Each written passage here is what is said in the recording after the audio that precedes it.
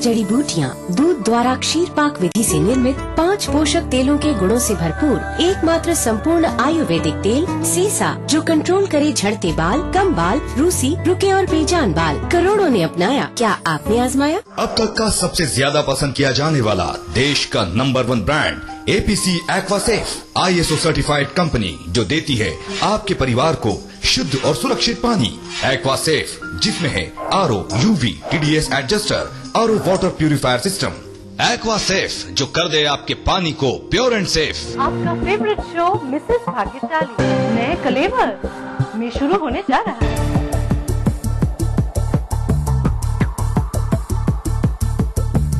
अब आपके शहर की है बारी, क्या है आपकी तैयारी?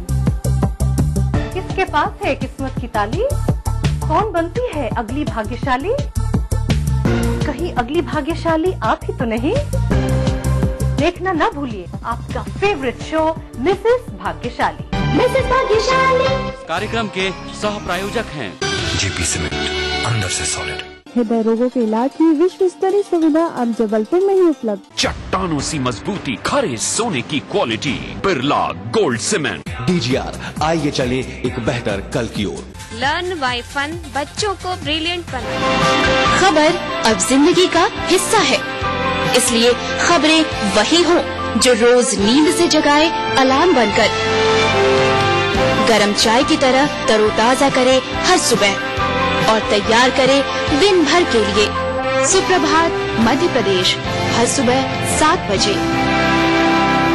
कार्यक्रम के सह प्रायोजक हैं JP सीमेंट, अंदर से सॉलिड। हृदय रोगों के इलाज की विश्व स्तरीय सुविधा अब जबलपुर में ही उपलब्ध। चट्टानों सी मजबूती, खरे सोने की quality, Birla gold cement. DGR, आइए चले एक बेहतर कल की ओर।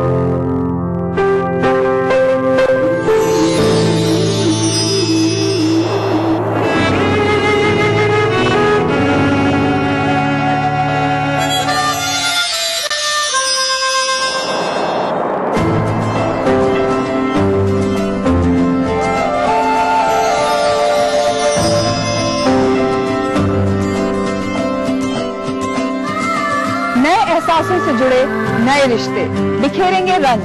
जिंदगी लाइव सीजन 5 हर रविवार शाम 5 बजे ETV के सभी हिंदी चैनल्स पर। न्यूज के सह प्रायोजक हैं JP सीमेंट, अंदर से सॉलिड। हृदय रोगों के इलाज की विश्व स्तरीय सुविधा अब जबलपुर में ही उपलब्ध। चट्टानों सी मजबूती, खरे सोने की quality, Birla gold cement. DGR, आइए चले एक बेहतर कल की ओर। दिन भर क्या बनी खबर, क्या बन रही है खबर, छत्तीसगढ़ी अंदाज में रणनीति राजनीति की, जनजीवन की चमकती छवि से प्रतिबिंब जन चेतना का, राजधानी के राजमार्ग से सुदूर जिलों की गुमनाम गलियों की, हमर जिंदगी की सारी खबरें हमर छत्तीसगढ़ में। देखिए इस समय पर।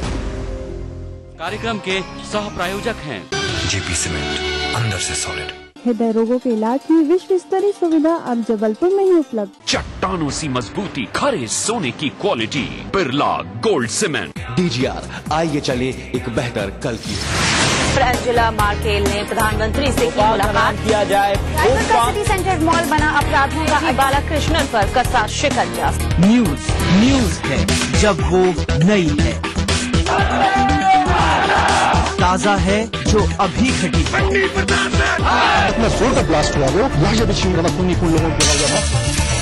इंदिरा आवास योजना के अंतर्गत NDA के शासनकाल में मध्य प्रदेश को 387 करोड़ रुपए मिलते, जो UPA के शासनकाल में बढ़कर 1102 करोड़ रुपए, और जिसकी कड़ी सबसे जुड़ी है हर घड़ी। ETV न्यूज, दिन भर लगातार।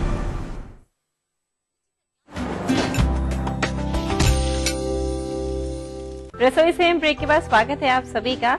रॉयल ऑर्चिड के शेफ हमारे बीच में हैं, जानते हैं वो हमें क्या सिखाने जा रहे हैं। अब यहाँ आप तैयारी तो कर चुके हैं, किस रेसिपी की तैयारी करी है आपने? आज मैं आपको सिखाऊंगा पान का शरबत।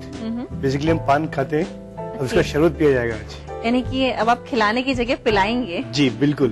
ठंड का गर्मी का मौसम आ रहा है जी, तो उसमें अब हम शरबत का यूज करेंगे आज। चलिए ठीक है, शुरू करते हैं। उस रेसिपी का नाम है पान का शरबत। पान का शरबत, ठीक है, शुरू करते हैं। जी बिल्कुल। हमने मिक्सी का जार ले लिया है जी। और ये पान के पत्ते, मीठे पान के पत्ते, अच्छा, जिन्हें हम तोड़ के डालेंगे। ठीक है। कि पान के पत्ते में भी वैरायटी आती है, तो आपने जो मीठे पान का मीठे पत्ता वाले होता पान है, के पत्ते वो लिया है। जी बिल्कुल। तो 2 पान के पत्ते मैंने तोड़ के डाल दिए इसमें। अच्छा, 2 पान के पत्ते एक सर्विंग के हिसाब से काफी है? जी ठीक है। और थोड़ा सा सुपारी है भीगा हुआ, जो कि पान में जाता है। ये आपने सुपारी कौन सी ली है? जो फीकी सुपारी आती है पान के लिए, वो वाली आपने ली है? जी। और इसको आपने पहले से पानी में सोख कर रखा करके था, रखा हुआ था। और उसके बाद आप काम में ले रहे हैं? जी बिल्कुल। ठीक है। इसमें मीठी के लिए चीनी का इस्तेमाल नहीं, गुलकंद का इस्तेमाल करेंगे, क्योंकि मीठे पान में जाता है। ठीक है। जो जितना मीठा खाता है उतना गुलकंद इस्तेमाल कर सकता है। और थोड़ी सी सौंफ, ये कूटी हुई सौंफ है, ताकि इसमें जल्दी से ये इसमें साथ मिक्स हो जाए। ठीक है, इसलिए आपने पहले से तो दरदरा कर लिया जी। और जो ये हरी सौंफ आती है वो वाली आपने काम में बिल्कुल। और इसमें हम डालेंगे दूध।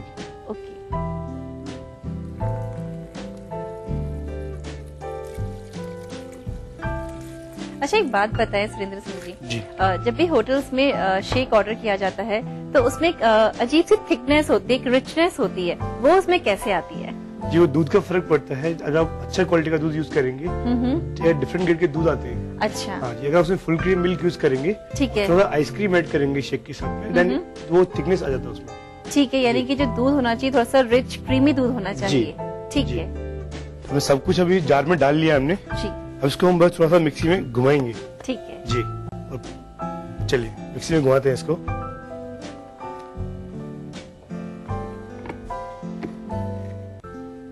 फिट कर दिया मैं इसको। अब पहले स्लो स्लो घुमाएंगे।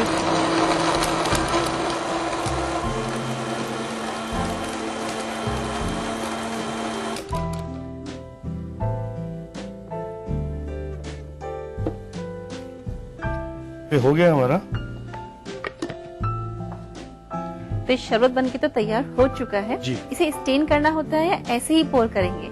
अब से स्टेन भी कर सकते हैं और ऐसे ही पोर कर सकते हैं। इसमें अगर आप ऐसे पोर करेंगे तो थोड़ा चबा भी सकते हैं। अच्छा, मतलब यानी कि खाओ भी और पियो भी। खाओ भी और पियो भी, बिल्कुल। तो इसे ग्लास में सर्व करेंगे।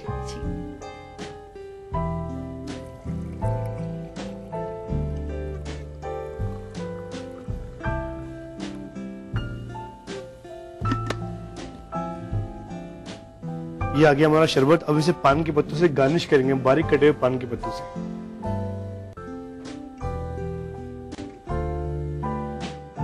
पान का शरबत तैयार हो गया है। आप इसे टेस्ट कर सकते हैं। और जो हमारे शेफ हैं रॉयल ऑर्चिड से आए हैं, इन्होंने कहा है कि इसे आप खा भी सकते हैं और पी भी सकते हैं।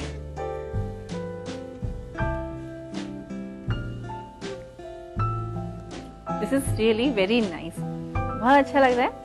मतलब डिनर के बाद अगर ये शेक सर्व किया जाए, ये शरबत सर्व किया जाए, तो एक पान का एक रिफ्रेशिंग टेस्ट दे रहा है जी। साथ में एक मीठापन भी आ चुका है, इसके अंदर गुलकंद का टेस्ट है, पान के पत्ते भी इसके अंदर आ चुके हैं, सौंफ है, सुपारी है, तो बहुत अच्छा बना है ये। आप भी अपने घर पे इसे ट्राई करके देखिएगा, तो ध्यान से नोट करके रखें इसका रिकैप।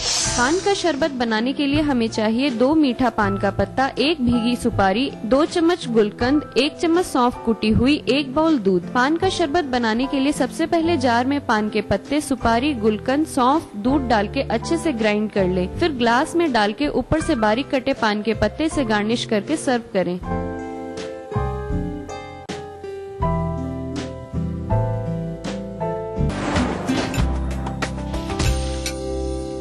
18 जड़ी बूटियाँ, दूध द्वारा क्षीर पाक विधि से निर्मित 5 पोषक तेलों के गुणों से भरपूर एकमात्र संपूर्ण आयुर्वेदिक तेल सेसा, जो कंट्रोल करे झड़ते बाल, कम बाल, रूसी, रुके और बेजान बाल। करोड़ों ने अपनाया, क्या आपने आजमाया?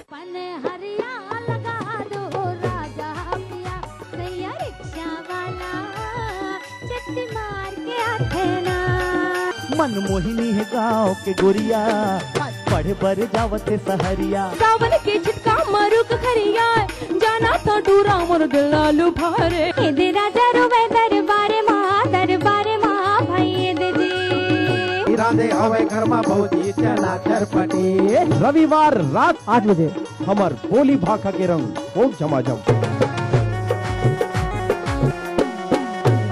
कार्यक्रम के सह प्रायोजक हैं जेपी सीमेंट, अंदर से सॉलिड। हृदय रोगों के इलाज की विश्व स्तरीय सुविधा अब जबलपुर में ही उपलब्ध। चट्टानों सी मजबूती, खरे सोने की quality, Birla gold cement. DGR, आइए चले एक बेहतर कल की ओर। लर्न बाय फन, बच्चों को ब्रिलियंट बनाए। भारत इतिहास के पन्नों पर मध्य प्रदेश की है खास जगह। लेकिन आज के मध्य प्रदेश में क्या है सरकार और विपक्ष का आंकड़ा? कैसी चल रही है यहाँ की जिंदगी? तकलीफों से जूझती तो कभी खिलखिलाती, कभी बेजुबान तो कभी बलवान। देखिए अपना MP इस समय पर। न्यूज के सह प्रायोजक हैं जेपी सीमेंट, अंदर से सॉलिड। हृदय रोगों के इलाज की विश्व स्तरीय सुविधा अब जबलपुर में ही उपलब्ध। चट्टानों सी मजबूती, खरे सोने की quality, Birla gold cement. DGR, आइए चले एक बेहतर कल की ओर। लर्न बाय फन, बच्चों को ब्रिलियंट बनाए। एक्वा सेफ, जो कर दे आपके पानी को प्योर एंड सेफ। राजनीति कोई भी हो, घटना कैसी भी हो, खुलासा सिर्फ सेंट्रल हॉल में। खबरों पर जानकारों से बेबाक बात, गपशप, सियासी सवाल, राजकाज और सुर्खियां एक ही प्रोग्राम से देश, समाज और राजनीति की पूरी तस्वीर देखिए। सेंट्रल हॉल, सोमवार से शुक्रवार रात 8:30 बजे और 11:30 बजे ETV के सभी हिंदी चैनल्स पर। कार्यक्रम के सह प्रायोजक हैं जेपी सीमेंट, अंदर से सॉलिड। हृदय रोगों के इलाज की विश्व स्तरीय सुविधा अब जबलपुर में ही उपलब्ध। चट्टानों सी मजबूती, खरे सोने की quality, Birla gold cement. DGR, आइए चले एक बेहतर कल की ओर। ब्रेक के बाद सुरेंद्र सिंह जी के साथ अपने सफर को आगे बढ़ाते हैं और सुरेंद्र सिंह जी आए हैं जयपुर के famous 5 star hotel royal orchid से। तो अब क्या बनाने जा रहे हैं आप? जैसे गर्मियाँ आ रही है तो मैंने सोचा कि लोग गर्म शोरबा तो पूरे सर्दी भर पीते ही आ रहे हैं, तो गर्मियों के लिए कुछ ठंडा शोरबा बनाया जाए। तो मैंने बनाया है बादाम और सौंफ का शोरबा। और बादाम और सौंफ तो दोनों ही की तासीर काफी ठंडी होती है। ठंडी है। ठीक है, चलिए आज ये जो ठंडा शोरबा है ये भी ट्राई करके देख लेते हैं। बिल्कुल बिल्कुल। उसके लिए चाहिए होगा आपको थोड़ा बादाम, उसको पहले पानी में भिगोना है ओवरनाइट। थोड़ा सौंफ है, उसको भी पानी में भिगोना है ओवरनाइट। दोनों को अलग अलग भिगोया है आपने? जी ठीक है। उसके बाद मैंने बादाम को छील के रखा हुआ है और ये भिगोया हुआ सौंफ है। ठीक। और साथ में चाहिए थोड़ा नमक और थोड़ा लेमन। ठीक है, तो ये तो आपने बता दिया हमको कि बादाम को भी आपने ओवरनाइट सोक करके रखा और आपने सौंफ को भी अलग से ही पूरी रात भिगो के रखा हुआ है। ठीक है, और छिलके आपने उतार ही दिए हैं। तो आपने जो पेस्ट बनाया है ये आपने कैसे तैयार किया? इसके लिए बस थोड़ा सा बादाम और थोड़ा सा सौंफ बैलेंस फ्लेवर में डालना है और आपको मिक्सी में बारीक पीस लेना है इसको। पानी डालना है थोड़ा सा पीसते समय? जी, थोड़ा सा पानी डालेंगे ताकि वो अच्छी तरह बारीक पीस जाएगा। तो इसमें कितना बादाम और कितनी सौंफ होनी चाहिए? जी, सौंफ थोड़ी सी कम, जैसे कि 30% सौंफ रखेंगे आप और 70% बादाम रखेंगे। अच्छा, यानी बादाम की क्वांटिटी ज्यादा रहेगी, सौंफ हल्का से टेस्ट देने के लिए सौंफ हो जाएगी, फ्लेवर देने के लिए बस। चलिए ठीक है, शुरू करते हैं अपन। तो मैंने पेस्ट ऑलरेडी बना लिया है जी, इसे हम बाउल में ऐड करेंगे। और एकदम थिक पेस्ट आपने इसका तैयार किया है। अब थोड़ा और पानी हम इसमें ऐड करेंगे ताकि थोड़ा शोरबे जैसा दिखे।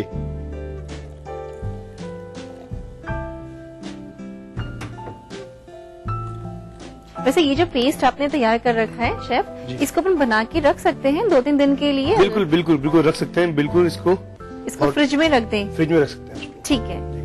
थोड़ा नमक ऐड करूंगा टेस्ट के लिए, तो नमक स्वाद अनुसार है। ठीक है, इसको मिला लेंगे।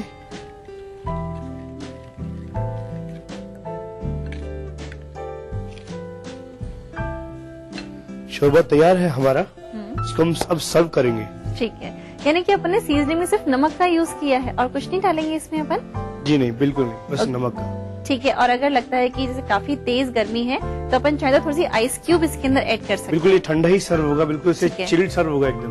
ओके, ठीक। आप चाहे तो गिलास को थोड़ी देर फ्रीजर में रख सकते हैं। अच्छा, ठीक है।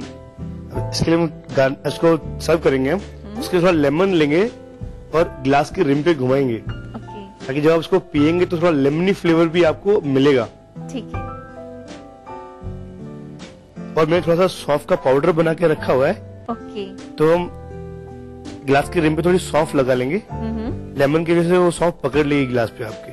ठीक है। तो जब भी आप उसका एक एक सिप लेंगे चारों तरफ से, तो सौंफ और लेमन का फ्लेवर आपको पहले मिलेगा, बाद में आपको शोरबे का फ्लेवर मिलेगा।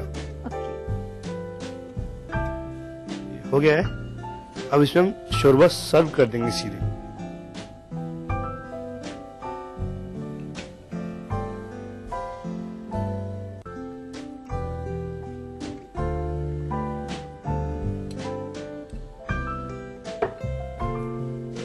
ये हमारा बादाम और सौंफ का शोरबा तैयार है। शोरबा उससे टेस्ट कर सकते हैं।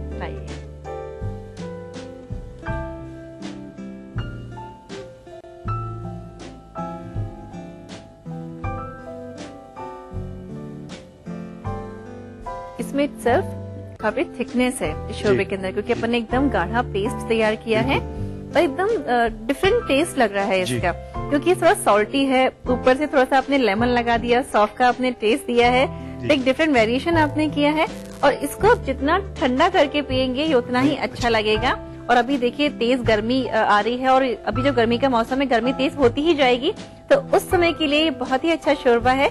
आप ट्राई करके देखिएगा, नोट कर लीजिए इसका रिव्यू। बादाम और सौंफ का शोरबा बनाने के लिए हमें चाहिए 1 बाउल भीगा छिला बादाम, आधा बाउल भीगी सौंफ, 1 बाउल नींबू, 1 बाउल बादाम सौंफ का पेस्ट, नमक स्वाद अनुसार। बादाम और सौंफ का शोरबा बनाने के लिए सबसे पहले बाउल में बादाम सौंफ का पेस्ट, पानी, नमक डाल के अच्छे से मिक्स कर ले। फिर ग्लास के रिम के ऊपर सौंफ का पाउडर लगाएं और तैयार शोरबा डाल के ठंडा ठंडा सर्व करें। तो सुरेंद्र सिंह जी, आप यहाँ पे रसोई से में आए, 3 रेसिपीज हमने आपसे सीखी, कुछ अपनी बातें हम आपके साथ शेयर करी, बहुत अच्छा लगा। यहाँ आने के लिए, अपना समय हम सबके साथ शेयर करने के लिए आपका बहुत बहुत शुक्रिया। शुक्रिया। और अब बारी है हमारे आज के टिप की, और हमारा आज का टिप ये है कि अगर आप खाने में ऑलिव ऑयल का यूज करते हैं तो ये आपके कोलेस्ट्रॉल का लेवल कम करने में आपकी मदद करता है।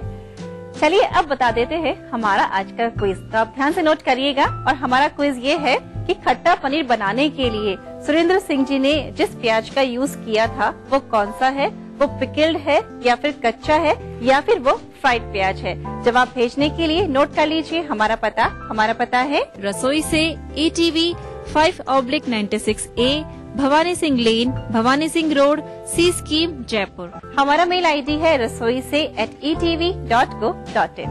तो रसोई से में आज हमारे बीच आए थे जयपुर के 5 स्टार होटल रॉयल हॉर्चेट के खास शेफ, जिनका नाम है सुरेंद्र सिंह नरूका, और जिन्होंने हमें सिखाई 3 आसान सी और शानदार सी रेसिपीज। मुझे उम्मीद है रेसिपीज आप सभी को पसंद आएंगी। इसी के साथ अब आप वर्तिका को दे दीजिए विदा। अगले एपिसोड के साथ फिर से मुलाकात होगी, तब तक सबका ध्यान रखिएगा और आप खुद भी खुश रहिएगा। नमस्ते।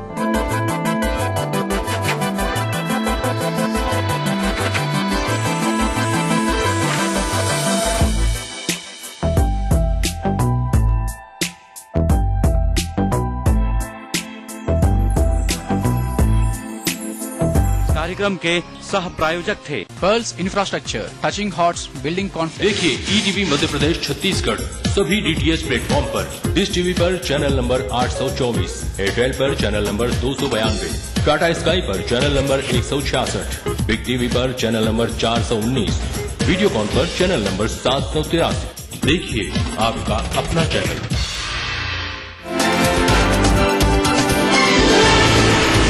खास खबर तब होती है जब कोई बात हो उसमें, आम खबरों की भीड़ में जो दिखाई दे अलग से।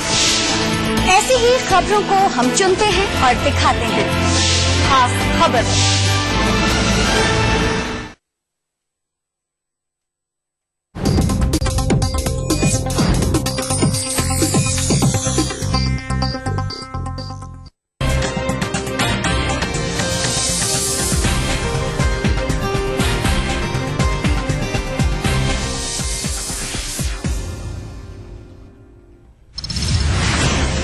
बीजापुर में पुलिस को मिली अहम कामयाबी, नक्सली मुठभेड़ में एक महिला समेत 10 नक्सली ढेर, भारी मात्रा में हथियार बरामद। अमर्यादित बयान देने के मामले में मंत्री विजय शाह पर गिर सकती है गाज, मंत्रिमंडल से हटाने के संकेत, सीएम हाउस में हुई चर्चा। मंडला में परिवर्तन यात्रा के दौरान नेता प्रतिपक्ष अजय सिंह ने मुख्यमंत्री को बताया बीमार, पीसीसी अध्यक्ष कांतिलाल भूरिया ने भी सरकार पर साधा निशाना। ग्रामीण को थप्पड़ मारने के मामले में जतारा एसडीएम ने ईटीवी पर दी सफाई, कहा नशे में बदतमीजी कर रहा था ग्रामीण, शांति बनाए रखने के लिए लगाया चांटा। और धार में बिजली विभाग के सब इंजीनियर पर युवती के गंभीर आरोप, शादी का झांसा देकर 4 सालों तक करता रहा शोषण, पुलिस नहीं सुन रही पीड़िता की गुहार। आप देख रहे हैं टीवी न्यूज, मैं हूं ललित प्रजापति। सबसे पहले मंत्री जी की बात करेंगे। मंत्री विजय शाह को झाबुआ में अमर्यादित बयान देना महंगा पड़ सकता है। सूत्रों से मिली जानकारी के मुताबिक विजय शाह को मंत्रिमंडल से हटाने के संकेत मिल रहे हैं। आज इसी मुद्दे पर भाजपा प्रदेश अध्यक्ष नरेंद्र सिंह तोमर और संगठन मंत्री अरविंद मेनन सीएम हाउस में मुख्यमंत्री से मिले हैं। गौरतलब है कि झाबुआ में रविवार को छात्राओं के सामने मंत्री विजय शाह ने बेहद शर्मिंदा कर देने वाला बयान दिया था। विजय शाह के इस शर्मनाक बयान को लेकर भाजपा नेताओं ने बेहद गंभीरता अख्तियार की है। सोमवार को विजय शाह ने इंदौर में भले ही माफी मांग ली हो, लेकिन इस मामले में विजय शाह पार्टी प्रदेशाध्यक्ष नरेंद्र सिंह तोमर के सामने पेश होकर अपनी सफाई देंगे, ऐसा तोमर का कहना है। नरेंद्र सिंह तोमर ने आज विजय शाह को तलब किया है। इधर भोपाल में पार्टी प्रदेश कार्यालय में प्रदेशाध्यक्ष नरेंद्र सिंह तोमर ने कहा कि विजय शाह को उन्होंने बुलाया है, पूरी बातचीत उनसे की जाएगी। फोन पर बातचीत हो चुकी है, आमने सामने बातचीत की जाएगी। बड़ा सवाल, क्या क्षमादान मिलेगा? विजय शाह जी का जो वक्तव्य है उससे पार्टी सहमत नहीं है। विजय शाह जी से फोन पर बात हुई थी और उन्होंने उस विषय को लेकर माफी मांग ली है, लेकिन मैंने आज उनको बुलाया है और वो आज उनसे मैं इस सिलसिले में बातचीत करूंगा। मैंने कहा ना कि उस वक्तव्य से पार्टी सहमत नहीं है और हमने उसको संज्ञान लिया है, आज उनको बुलाया भी है और हम उस विषय। तो कल शाम क्या हुआ था? आदिम जाति कल्याण मंत्री विजय शाह ने माफी मांग ली थी। विजय शाह ने कहा था कि वो बेहद शर्मिंदा हैं, माफी मांगते हैं। उन्होंने कहा कि झाबुआ को लेकर वे उत्साहित, या कहा जाए कि अति उत्साहित रहते हैं, लिहाजा उनके मुंह से इस तरीके की बातें निकल गईं। मैं एक दिन भाभी जी को लेके हमारे मैडम सीएम को, मैंने कहा भाभी जी चलो अपन आते हैं। बोले कहा ले जा रहा?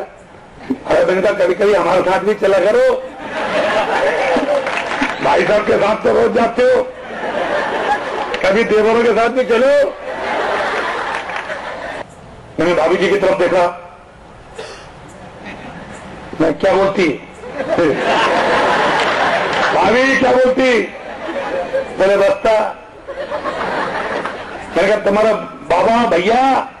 बोले मैं हूं ना, तू तो लिख। तो भैया को समझा दिया, बोले समझ लो, अगर बच्चों को स्वेटर नहीं मिला ना तो तुमको भी ठंडा हुआ। मैं खुद शर्मिंदा हूं कि माननीय भाभी जी, जिनको आज भी हम सार्वजनिक रूप से न सिर्फ भाई साहब के पैर पड़ते हैं, भाई मानते हैं और 30 वर्षों से राजनीति के साथ काम कर रहे हैं। भाभी जी के अलावा कोई शब्द ने अब तक कभी उनके लिए इस्तेमाल नहीं किया। उनको लेकर के अगर कंट्रोवर्शियल कोई हो जाए तो इसके लिए मुझसे ज्यादा शर्मिंदा कोई नहीं होगा। मैं चाहता हूं कि इस बात को यही समाप्त करें और जिनको भी थोड़ी सी बात कहीं लगी हो तो मैं 10 बार माफी मांगने के लिए तैयार हूं।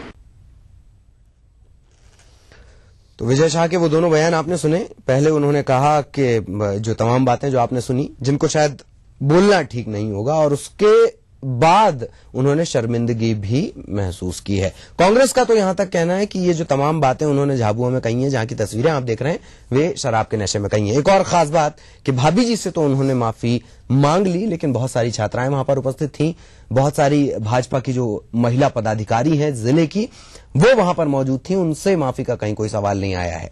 कांग्रेस को बैठे बिठाए मुद्दा मिला है और भाजपा संगठन इस पर कतई नर्म रुख अख्तियार करने के मूड में नहीं नजर आ रहा है। तोमर साहब को भी हमने आपको सुनवाया था कि किस तरीके से उनका कहना है। भाजपा विजय शाह के इन बयानों से इत्तेफाक नहीं रखती, ये उनके अपने बयान है जो भी उन्होंने कहा है। मीटिंग हुई है, अरविंद मेनन पहुंचे हुए हैं सीएम हाउस, नरेंद्र सिंह तोमर पहुंचे हुए हैं, इसके बाद अब फैसला होना है और संकेत इस तरीके के मिल रहे हैं कि मंत्री विजय शाह पर गाज गिर सकती है। कांग्रेस को चुनावी साल में कोई मौका नहीं देना चाहती है भाजपा सरकार, लिहाजा मंत्री विजय शाह पर निलंबन की गाज गिर सकती है, इस तरीके के संकेत मिल रहे हैं। तो अब बड़ा सवाल सबके लिए यही है कि क्या मंत्री विजय शाह को क्षमादान मिलेगा। अनुराग हमारे सहयोगी भोपाल से इस वक्त हमारे साथ जुड़ चुके हैं। अनुराग, गाज गिरेगी? बिल्कुल, देखिए जिस तरीके से पूरे मामले ने तूल पकड़ा है और मीडिया में जिस तरीके से पूरा मामला उछला है, उसके बाद से भाजपा सरकार खुद सख्त हो गई और इस बात का साफ संकेत देने की कोशिश की जा रही है कि वो किसी भी तरह की असंयम भाषा को बर्दाश्त नहीं करेगी पार्टी। और इसी को लेकर आज जो सबसे बड़ा घटनाक्रम हुआ है वो भाजपा के प्रदेश अध्यक्ष नरेंद्र तोमर और अरविंद मेनन जो संगठन मंत्री है वो मुख्यमंत्री निवास पहुंचे थे और वहां मुख्यमंत्री से तकरीबन आधे घंटे से ज्यादा की उनकी मुलाकात और चर्चा हुई है। इस दौरान जो सबसे बड़ा मुद्दा रहा है वो मंत्री विजय शाह के ताजा बयान को लेकर जो है चर्चा रही है और इस बात के संकेत मिले हैं कि हो सकता है कि जो पार्टी है कोई बड़ा फैसला लेते हुए उन्हें, जो मुख्यमंत्री है खुद एक बड़ा फैसला लेते हुए उन्हें मंत्री पद से बाहर कर सकते हैं। इस पूरे मामले को लेकर चर्चा जारी है और भारी गहन विचार विमर्श किया जा रहा है और पार्टी ने साफ तौर पर यह संकेत दे दिया है कि इस तरीके की किसी भी बयानबाजी को बर्दाश्त नहीं किया जाएगा और यदि मंत्री का इस्तीफा हो जाता है तो ये निश्चित तौर पर एक आमजन में संदेश जाएगा कि पार्टी किसी भी तरीके से असंयम भाषा को बर्दाश्त नहीं करेगी और जो भी जनप्रतिनिधि चाहे वो मंत्री क्यों ना हो यदि वो किसी तरह की गलत भाषा का इस्तेमाल करते हैं तो उनके खिलाफ कार्रवाई होगी। अनुराग, शायद बदजुबानी के अलावा मंत्री जी की बदकिस्मती ये रही कि चुनावी साल है और भाजपा कोई रिस्क नहीं लेना चाहेगी क्योंकि भाजपा के जो नारे हैं वो या तो पार्टी विद डिफरेंस के हैं या अनुशासन से जुड़े हैं या चाल चरित्र चेहरे के हैं, लिहाजा लगता नहीं कि पार्टी कोई रिस्क लेगी। देखिए पार्टी अपनी छवि को बेहतर बनाने की लगातार कोशिश की जा रही है। जब मुख्यमंत्री ने खुद विधायकों से 1-to-1 चर्चा की थी तब भी इस बात के उन्होंने निर्देश दिए थे कि वो लोगों के बीच अपनी छवि को बेहतर करें, साथ ही पार्टी की जो बेहतर छवि है उसको प्रदर्शित करने की कोशिश करें और जहां पर कोई भी दिक्कत आ रही है उनको दूर करने का कोशिश किया जाए। लेकिन शायद मंत्री विजय शाह को इन सब निर्देशों का कोई ख्याल नहीं रहा और उन्होंने जो है अपनी भाषा का गलत इस्तेमाल करते हुए महिलाओं पर ही टिप्पणी कर डाली। उससे तो अब ये साफ जाहिर होता है कि सीधे तौर पर जो पार्टी हाला कमान वो जो खुद मुख्यमंत्री निर्देश दे रहे हैं उनका असर उनके ऊपर नहीं है और इसी बात को गंभीरता से लेते हुए पार्टी स्तर पर एक बड़ा फैसला लेने की संभावना जताई जा रही है कि उनके खिलाफ कोई बड़ी कार्रवाई हो सकता है कि उनको मंत्री पद से हटा दिया जाए और इस मामले में जल्द से जल्द फैसला होने की उम्मीद है। शाम तक शायद कोई फैसला ले लिया जाए। बिल्कुल अनुराग, और शायद वजह ये भी है कि पहली गलती होती तो क्षमादान की संभावनाएं भी थी। करीब 6 महीने के भीतर ये तीसरी और बड़ी गलती है जो जुबान से जुड़ी हुई है। एक और अहम बात अनुराग, थोड़ा सा पीछे चलेंगे, 24 घंटा पीछे चलेंगे। कल इंदौर में वो कहते हैं कि भाभी जी को जो कुछ उन्होंने कहा है या भाभी जी के संदर्भ में उन्होंने जो कुछ कहा है वो उसके लिए माफी मांगते हैं, लेकिन ऐसा नहीं लगता कि माफी उन लोगों से भी मांगनी चाहिए जो छात्राएं वहां मौजूद थीं, जो जिला भाजपा की पदाधिकारी वहां मौजूद थीं, शायद माफी उनसे भी मांगनी चाहिए। देखिए समर कैंप का आयोजन था और उसमें बड़ी संख्या में महिलाएं मौजूद थी, छात्राएं मौजूद थी और जिस तरीके से खुद मंत्री ने विजय शाह ने वहां पर बयानबाजी की और उसके बाद कल भले ही माफी मांग ली, लेकिन ये जो भाषा का उन्होंने इस्तेमाल किया क्या वो एक बड़ा सवाल पूछ रहा था कि माफी मांग लेने पर से दूर हो जाएगा। जो उन्होंने वहां पर लोगों के बीच में जाकर इतनी बड़ी बात कही उसको इस तरीके से सिर्फ माफी मांग लेने से उसको माफ कर दिया जाएगा क्या? तो ये तमाम बातें जिनको लेकर चर्चाएं 2 दिन से लगातार जारी हैं और आज भी इस मामले को लेकर चर्चाएं की जाती रही है। मुख्यमंत्री निवास पर इस मामले को लेकर चर्चा हुई है, पार्टी कार्यालय में इसको मामले को लेकर चर्चा हुई है। तो निश्चित तौर पर ये जो मामला है माफी के लायक नहीं बन रहा है। भले ही मंत्री माफी मांगकर अपने को इस अपनी जवाबदेही से बचने की कोशिश कर रहे हो, लेकिन फिलहाल उनके बचने की संभावना कम दिखाई दे रही है। चलिए, मतलब शाम तक ये साफ हो जाएगा, कम से कम एक मिसाल पेश हो जाएगी कि नेताओं को कम से कम अपनी जुबान पर तो जरूर काबू रखना चाहिए। बहुत बहुत शुक्रिया अनुराग इस तमाम जानकारी के लिए। आगे भी आपके जरिए अपडेट हम अपने दर्शकों तक पहुंचाते रहेंगे। और फिलहाल एक ब्रेक के बाद कुछ और।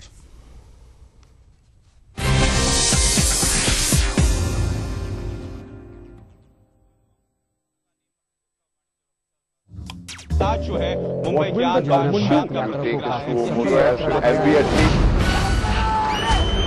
अगर आपको इस न्यूज चैनल पर दिखाई गई किसी खबर या कार्यक्रम से शिकायत है तो न्यूज ब्रॉडकास्टिंग स्टैंडर्ड्स अथॉरिटी को लिखें। ज्यादा जानकारी के लिए www.nbanewdelhi.com पर लॉग ऑन करें।